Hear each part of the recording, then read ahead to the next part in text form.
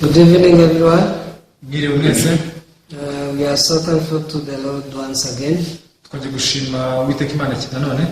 This is the time to listen to the word. Every day we have this evening fellowship and we are able to share the word of God. So let us pray before we start. Father God, we thank you. We thank you for this time for us to listen to your word. Whenever we listen to your word with an open heart, we cannot stay the way we were before. Because the Bible says that faith comes by hearing, and hearing from your word. Once we receive the word, we are able to get faith. And this faith is the turning point of our life.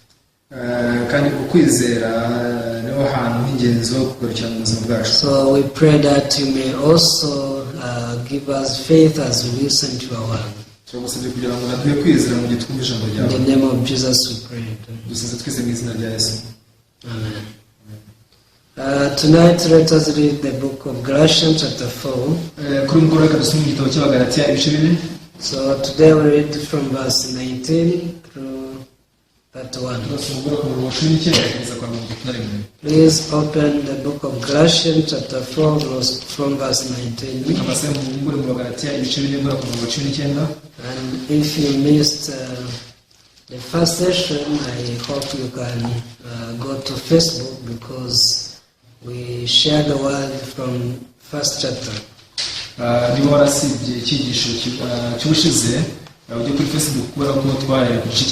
So there you can find all lectures about this book. So Galatians chapter 4 from verse 19 through 31.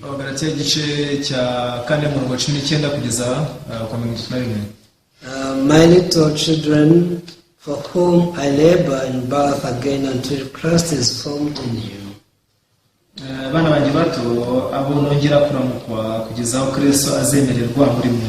I would like to be present with you now and to change my tone, for I have doubts about you.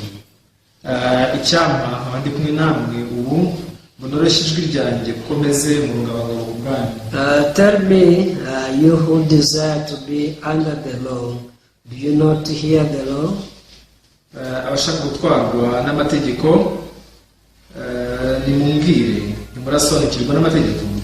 For it is written that Abraham had two sons, the one by a bondwoman, the other by a free woman.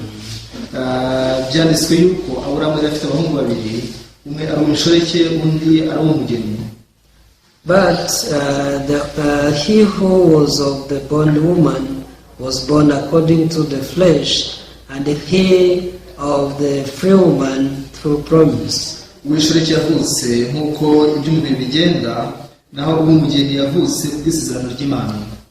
Which things are symbolic? For these are the two covenants, the one from Mount Sinai, which gives birth to bondage, which is Hagar.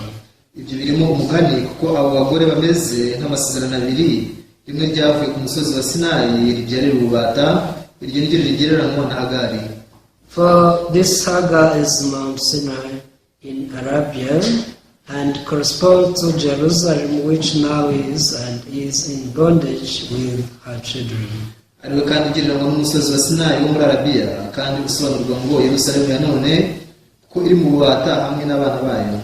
But the Jerusalem above is free, which is the mother of us all.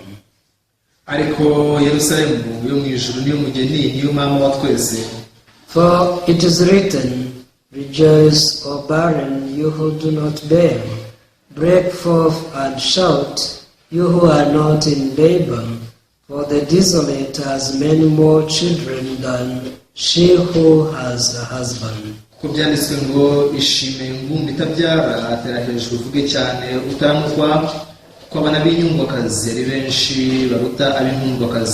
Now we, brethren, as Isaac holds, are children of promise.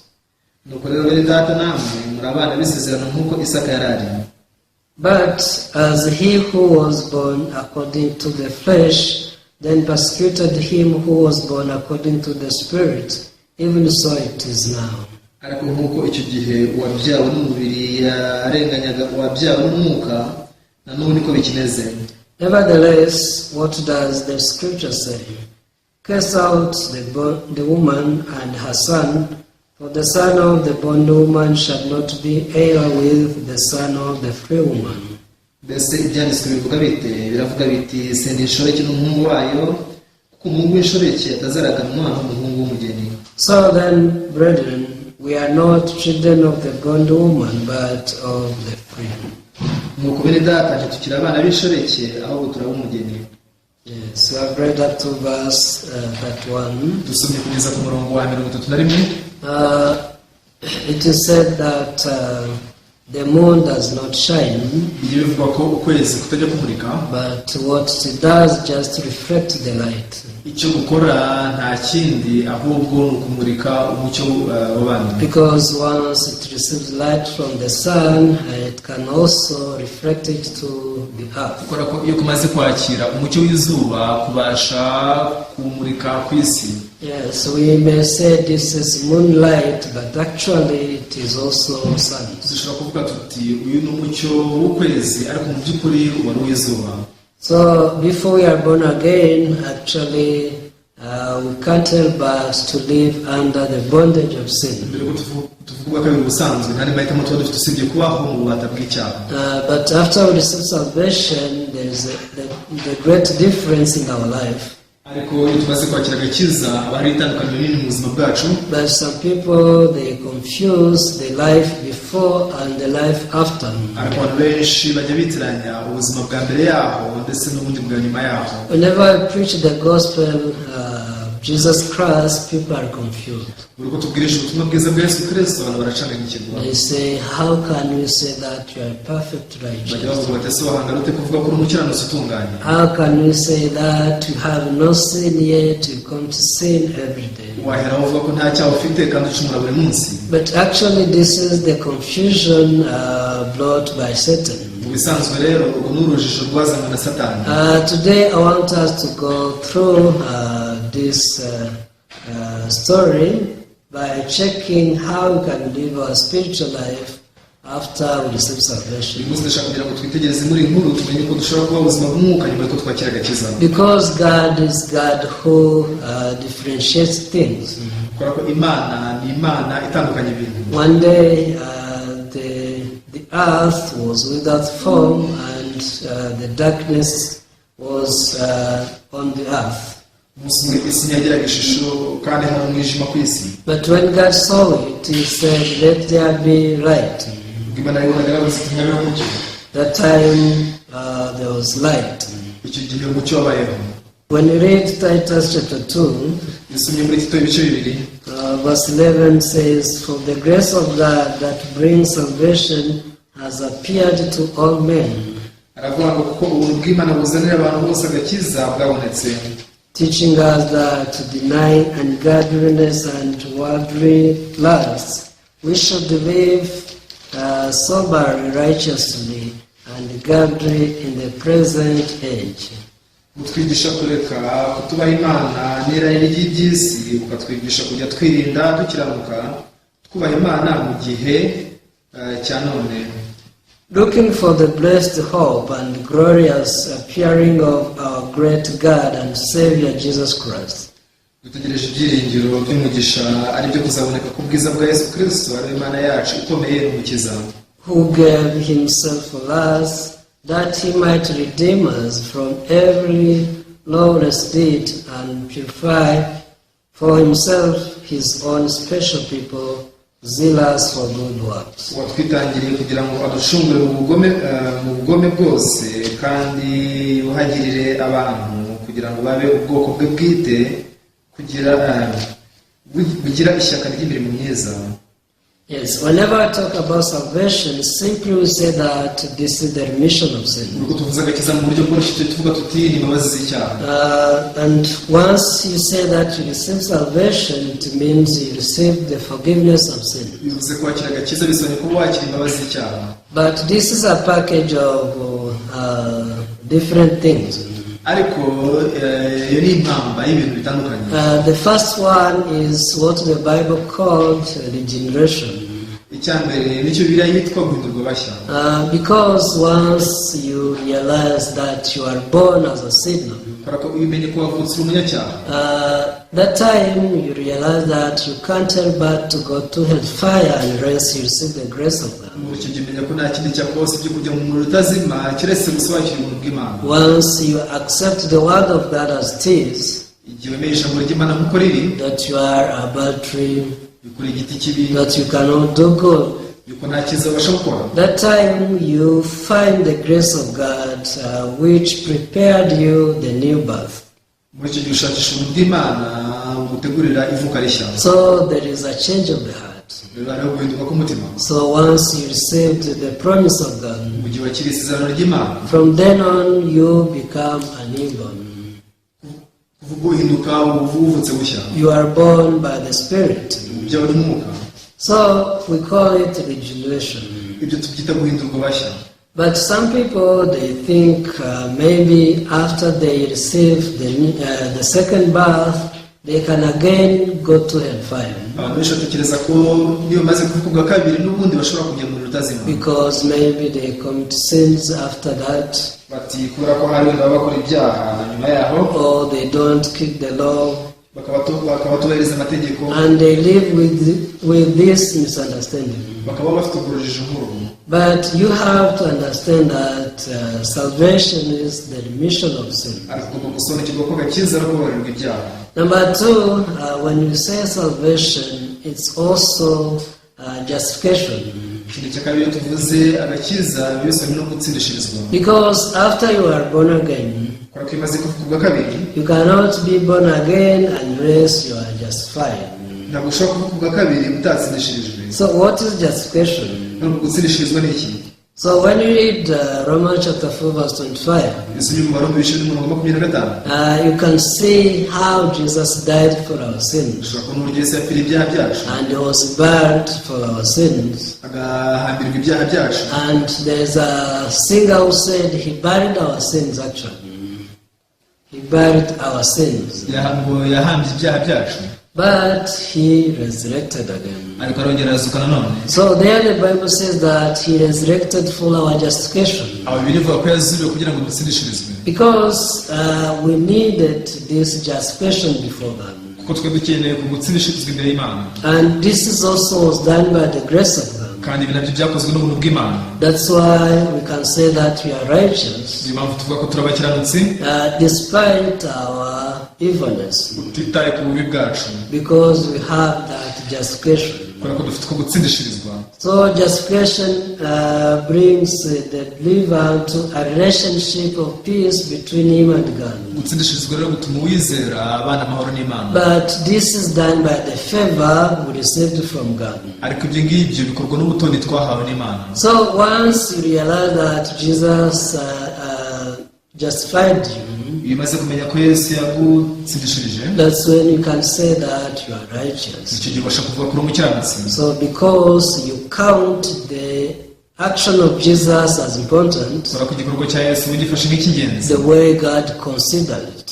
uburyo Imana ibigifata. You know, God knows that Jesus paid the wages of your sins. Imana izi ko Yesu yishyuriye ibihembo by'ibyaha byawe. That's why God cannot despise the work of Jesus. niyo mpamvu Imana idashobora gusuzugura umurimo wa Yesu. God has this faith in Jesus. Imana ifitiye Yesu icyizere. So by just receiving this faith which is in the heart of God, niyo mpamvu rero kwakira ukwizera kuri mu mutima w'Imana. when God says that you are justified, Imana ivuze ko watsindishirijwe, also you say, yes, I'm justified, I'm righteous. nawe ikibazo ufite koko naratsindishirijwe ni umukiranutsi. But once you keep the different heart, ariko mu gihe ukomeje kugumana n'undi mutima wundi uhabanye, we call it the sin of unbelief. icyo cyitwa icyaha cyo kutizera. And actually this leads to hellfire. kandi icyo ngicyo kigena ahantu umuriro utazima. So there is another experience we experience called sanctification. Rero hari ikindi kintu umuntu ahura nacyo cyitwa kwezwa. So some people think that they need to sanctify themselves after receiving salvation. Abantu benshi batekereza ko bakeneye kwiyeza nyuma yo kubakira agakiza. But this is not biblical. Ariko ibyo ntibishingiye kuri Bibiliya. Because when you read the book of 1 Corinthians, kubera ko byose by'igitabo cy'Abakorinto ba mbere, 1 Corinthians chapter 6, Abakorinto ba mbere ibice 6, we can see how we are able to be sanctified. dushobora kubona uburyo twashoboye gutsindishirizwa kwezwa. So 1 Corinthians chapter 6, Abakorinto ba mbere ibice 6, from verse 9 through verse 11. guhera ku murongo wa 9 kugeza ku wa 11. Do you not know that the unrighteous will not inherit the kingdom of God? Do not be deceived. Neither fornicators, nor idolaters, nor adulterers, nor homosexuals, nor sodomites, nor thieves, nor covetous, nor drunkards, nor revilers, nor extortioners will inherit the kingdom of God. Ntimuzi ko abakiranirwa batazara mu bwami bw'Imana, ntimwishuke abahehesi cyangwa abasenga ibishushanyo cyangwa abasambanyi cyangwa ibitingwa cyangwa abagabo bendana. Yes, when you read these verses, iyo usomye ibyanditswe, the two verses speak about our evilness, how we do evil. ibyanditswe byo bivuga ku bubi bwacu, uburyo dukora amabi. But there's something which is very important in verse 9. Ariko hari ikintu cy'ingenzi hano mu murongo wa 9. The Bible says, do not be deceived, Biravuga ngo ntimushukwe, because unrighteous people cannot inherit the kingdom of God. kubera ko abakiranirwa batazara ku bwami bw'Imana. In other words, Mu yandi magambo, once you are a sinner, ugira umunyacyaha, don't be deceived by Satan, ntugashukwe na Satani, because there is no a single sinner who can go to heaven. kubera ko nta munyacyaha n'umwe wajya mu ijuru. That's why God prepared the way to sanctify you. Ni mpamvu Imana yateguye inzira yo kukwezamo, And it is written in verse 11. kandi byanditswe mu murongo wa 11. And such were some of you, but you were washed, but you were sanctified, but you were justified in the name of the Lord Jesus and by the Spirit of our God. Haragira hati, kandi bamwe muri mwe mwari nkabo, ariko mwaruhagiwe, mwarejejwe, mwatsindishijwe n'uko Imana yacu mu izina ry'Umwami Yesu Kristo. Yes, this is the sanctification made by Jesus. Uku niko kwezwa kwakozwe na Yesu. So once we receive the Holy Spirit, Rero iyo twakiriye Umwuka Wera, once the Holy Spirit guides us to repentance, uyu Mwuka Wera atuyoboye mu kwihana, and we receive faith in God, tukakira kwizera Imana. from that time, God considers us sanctified people. Kuvuga Imana idufasha idufata nk'abantu bejejwe, Because we are sanctified by the work of Jesus, not our works. kubera ko tuba twarejejwe n'umurimo wa Yesu bitari umurimo wacu. Of course, this sanctification starts from regeneration until we grow in the grace of God. Bifata ko kwezwa gutangirira mu guhindurwa bashya kugeza ubwo dukuze nk'abana b'Imana. But in the eyes of God, Ariko mu maso y'Imana, whether you are still a little child or grown-up believer, waba ukiri umwana muto, waba uri umukuze cyangwa se umuntu wizera, actually you are already sanctified because it was done by the work of Jesus. wamaze kwezwa kubera ko byakozwe n'umurimo wa Yesu. Therefore, we say that salvation is just the remission of sin. Impamvu tuvuga ko gakiza ari ukubabarirwa ibyaha. Not only this, Atari ibyo gusa, but also there is what we call glorification. Glorification. hari n'icyo twita guhabwa ubwiza. So, as we live spiritual life, Mu gihe tuba ubuzima bw'umwuka, from time to time we see the glory of God. rimwe na rimwe tubona ubwiza bw'Imana. And this is also done by faith to believe in the word of God. Ibi nabyo bikorwa no kwizera ijambo ry'Imana. Of course, at the end of the day, we shall receive the glory which is eternal, to live before God forever without this body. Bivuga ko amaherezo tuzabana n'Imana iteka ryose mu bwiza bwayo tudafite umubiri. So when we read Revelation chapter 22, Impamvu yose ni mu gitabo cy'ibyahishuwe igice cya 22, we can read Revelation chapter 22 verse 5. ibyahishuwe igice cya 22 umurongo wa 5. Here the Bible says, there shall be no night there, They need no lamp nor light of the sun, for the Lord God gives them light, and they shall reign forever and ever. nta joro rizabaho kundi kandi ntibazagomba kumurikirwa n'itabaza cyangwa kuvirwa n'izuba, kumwami Imana izabavira kandi bazahora ku ngoma iteka ryose. So why did I tell you all these things? none niki cyatumye mbabwira ibi byose? Actually, whenever people hear the gospel, buri gihe cyose bumvise ubutumwa bwiza mu busanzwe, sometimes they are confused because of misunderstanding about the law. rimwe bacanganyikirwa bitewe no kudasobanukirwa amategeko. But even if you receive salvation, ariko nubwo wakwakira agakiza, when you are still just a little child, ukiri umwana muto, you may be deceived easily. ushobora gushukwa byoroshye. And again, you are led by the law, ukongera ukayoborwa n'amategeko, and you live again under the law. ukaba mu mategeko nanone. This is what Apostle Paul was talking about in the book of Galatians chapter 4. iki nicyo Pawulo yavugiraga mu gitabo cy'Abagalatiya ibice 4. We are read today. aho twasomye uyu munsi, You can go back there. reka dusubireyo. Yes, Galatians chapter 4, verse 19. Abagalatiya ibice 4 umurongo wa 19. Verse 19 says, umurongo wa 19 uravuga ngo, My dear children, for whom I labor in birth again until Christ is formed in you. haragira hati, bana banjye bato, abo nongera kuramukwa kugeza aho Kristo azemerwa muri mwe. I would like to be present with you now and to change my tone, for I have doubts about you. Icyampa nkaba ndi kumwe namwe ubu ngo noroshye ijwi ryanjye kuko meze mu rungabangabo ku bwanyu. Tell me, you who desire to be under the law, do you not hear the law? abashaka gutwarwa n'amategeko nimumbwire, ntimurasobanukirwa n'amategeko? Yes. When you read these scriptures, musomye ibi byanditswe, you can see how Galatians well in this time. ushobora kubona uburyo Abagalatiya bari bameze muri ibi bihe. So after Apostle Paul preached the gospel to them, intumwa Pawulo amaze kubabwiriza ubutumwa bwiza, from chapter 1, he led them to receive the forgiveness of sins. bari mu gice cya mbere bayoboye kwakira imbabazi z'icyaha. But after receiving forgiveness of sins, once again they were caught by other teachings. ariko bamaze kwakira imbabazi z'ibyaha bongeye gufatirwa mu zindi nyigisho zindi, So they were confused.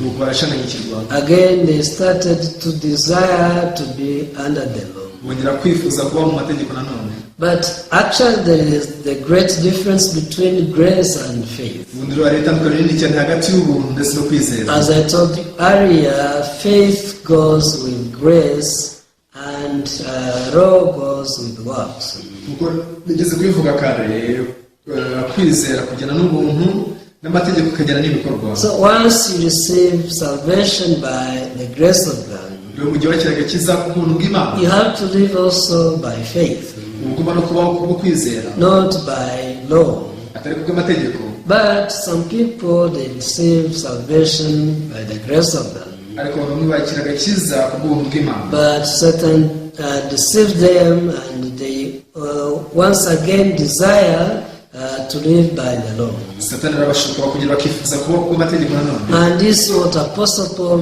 was telling Galatians. iki ni ikintu Pawulo yabwiraga Abigalatiya. Yes, after they received salvation, nibyo koko nyuma yo kubakira agakiza, there was no church to teach them spiritual life. nta torero bari bafite ryabigisha ubuzima They bw'umuntu, had no servant of God around. nta bagaragu b'Imana bari bafite hafi aho, They had no church around. nta torero bari bafite hafi aho. So because of this, they easily fell into trials.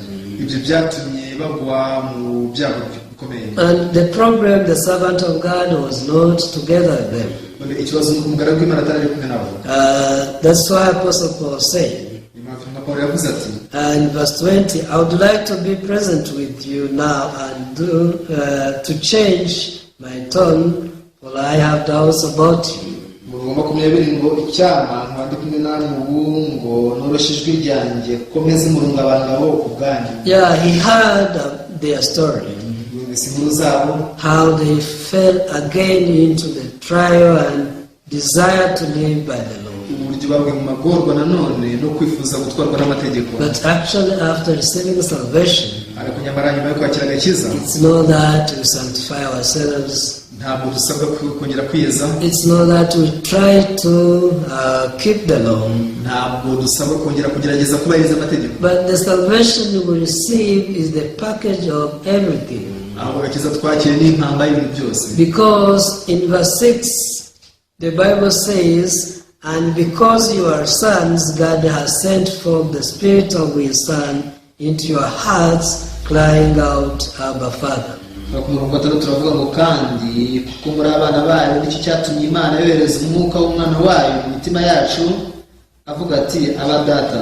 Which means people who receive salvation also they receive the Holy Spirit. Bivuze ko bakira agakiza bakiri n'umwuka wera, And this Holy Spirit kandi umwuka wera rero is there to guide our life. abereyeho kugira ngo ayobore ubuzima bwacu. So it's true that after salvation people may fall into trials. Ibyo kuko nyuma yo kwakira agakiza abantu bashobora kugwa mu bigeragezo, Even they may commit sins. bishobora kuba barakora ibyaha, But don't think that you need to do something great. ariko ntugatekereze ko ukeneye gukora ikintu gihambaye. It's just remembering the promise of God. Ni ukwibuka isezerano ry'Imana gusa. So when we read verse 28, Bisubiye mu murongo wa 28, the Bible says, "Now we, brethren, as Isaac was, are children of a promise. baravuga ngo nuko rero bene data namwe muri abana b'isezerano nk'uko Isaka yari ari. But as he who was born according to the flesh then persecuted him who was born according to the Spirit, even so it is now." Ariko nk'uko icyo gihe uwabyawe n'umubiri yarenganyaga uwabyawe n'umwuka na n'ubu niko bikimeze. Nevertheless, what does the scripture say? "Cast out the bondwoman and her son, for the son of the bondwoman shall not be heir with son of the free woman." Mbese ibyanditswe bivuga bite? Biravuga biti senda inshoreke n'umuhungu wayo, ko umuhungu w'inshoreke atazaraganwa n'umuhungu w'umugeni. Yes, we are children of God by the promise. Turabana b'Imana ku bw'isezerano, It's not that we did something, si uko aricyo twakoze, but we had the gospel. ahubwo twumvise ubutumwa bwiza, And once we received faith, tumaze kugira kwizera, this faith made us free from sin. kwa kwizera kwatubohoye ibyaha, And it was done by the promise of God. kandi ibyo byakozwe n'isezerano ry'Imana. From then on, Guhera ubwo we are not under the law, dukomeza gutwarwa n'amategeko, but we are the people who can live by faith. ahubwo turi abantu babasha kubaho kubwo kwizera. So once we remember the promise of God, Rero iyo twibutse isezerano ry'Imana, this promise of God guides us. isezerano ry'Imana riratuyobora. But how can we remember the promise of God? Ariko si isezerano ry'Imana twaryibuka dute? We need the church. Dukeneye itorero, We need the servant of God. dukeneye umugaragu w'Imana, We need to listen to the word of God continuously and unceasingly. dukeneye guhora twumva ijambo ry'Imana igihe cyose udasiba. That's why every evening God provides us this time. Niyo mpamvu buri mugoroba wose Imana iduha aka kanya, Because God wants us not to fall into, try again to live by the law, but live by faith. Imana idashaka yuko twongera kuva mu bigeragezo tuba ku mategeko, ahubwo ishaka tuba ku kwizera. We are children of God. Turi abana b'Imana, And the way we became children of God, kandi uburyo twarimo abana b'Imana, that is the way also we can live as the children of God. ni nabwo buryo dushobora kubaho nk'abana b'Imana. So we have flesh, Rero dufite kamere y'umubiri, but we receive the Holy Spirit. ariko twakira umwuka wera. So we are not people who should live by our flesh or follow our flesh. Niyo mpamvu ntabwo turi abantu bakwiye kubaho kubwa kamere yacu cyangwa se ngo tuyikurikire. But the Bible says that we should cast the bondwoman and the son. Ntabwo birivuga ko dusabwa kwirukana inshoreke ndetse n'umuhungu wayo. And all this are done by faith. Ibyo byose rero bikorwa no kwizera. So I will read one verse as we conclude. Reka basomere icyanditswe kimwe mu gihe dusoza, In the book of John, chapter 1. mu gitabo cya Yohana igice cya mbere. You can read verse 12 and verse 13. Dushobora gusoma umurongo wa 12 n'uwa 13. The Gospel according to John, chapter 1, verse 12 and verse 13. Yohana igice cya mbere umurongo wa 12 n'uwa 13. Here the Bible says, "But as many as received him, to them he gave the right to become children of God, to those who believe in his name." icyakora bamwemeye bose bakizera izina rye bahawe ubushobozi bwo kuba abana b'Imana. Verse 13 says, who were born not of blood, nor of the will of the flesh, nor of the will of man, but of God. Umurongo wa 13 uragira uti abo ntibabyawe n'amaraso cyangwa n'ubushake bw'umubiri cyangwa n'ubushake bw'umugabo, ahubwo babyawe n'Imana. Everyone will have to differentiate these two things. Ugomba gutandukanya ibintu byombi. There's the flesh, Hariho kamere y'umubiri, and flesh is flesh all the time.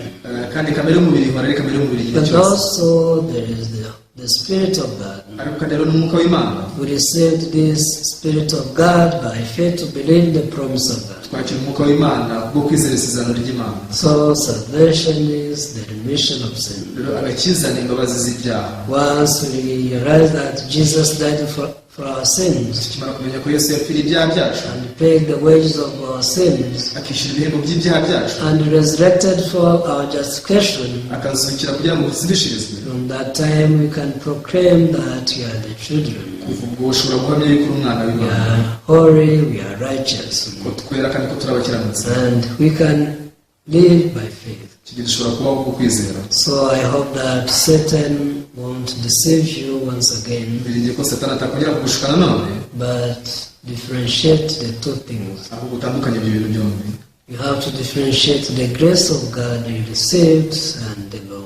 Ugomba gutandukanya ubuntu bw'Imana wakiriye n'amategeko. Because once you desire to live by the law again, Kora ko ushatse kongera kubaho bw'amategeko nanone, actually that is the deceit of Satan. ubusanzwe rero icyo ni igishuko cya Satani. Therefore, you need to listen to the church. Bityo rero ukeneye kumvira itorero. As you listen to the word of God through the church, Mu gihe ijambo ry'Imana binyuze mu itorero, you can grow up spiritually ubasha gukura mu buryo bw'umwuka. and you can live by faith, Ushobora kubaho kubwo kwizera, receiving the guidance of God. wakira ubuyobozi bw'Imana. So, let me pray. Kasenge, Father God, we thank you. Bana data turagushimira. You have given us the chance to listen to your word every day. Uduha amahirwe yo kumva ijambo rya buri munsi. As we eat food every day, Nk'uko turya ibiryo buri munsi, also we need to eat spiritual food, that is your word. nako dukeneye kurya ibiryo by'umwuka n'iryo jambo ryawe. We thank you because though we didn't know, but you knew it, that's why you provided us this time. Tugushimiye ko nubwo tutari tubizi, ariko wari ubizi niyo mpamvu tugeneye aka kanya. May you allow all viewers to give value to this time. Wemerera abakurikiye bose bahe uyu mwanya agaciro. And don't allow them to follow themselves, but invite other people. Ntubakundire ko bakurikira nabo nyine ubwabo, ahubwo barareke n'abandi bantu. Because all mankind were saved by your grace, but many people, they don't know this. Ko nubwo inyoko umuntu yose yakijijwe n'ubuntu bwawe, ariko abantu benshi ntibabizi. That's why after we receive salvation, we use our bodies to spread this gospel. Impamvu nyine ko twakiraga icyo ukoresha imibiri yacu usakaza ubutumwa bwiza. May you work through us in any way. Turagusabye dukoreremo mu buryo bwose. In the name of Jesus I pray. Dusenze neza mu izina rya Yesu. Amen. Amen. Thank you very much. Ndabashimiye cyane. See you next time. Naho ubutaha.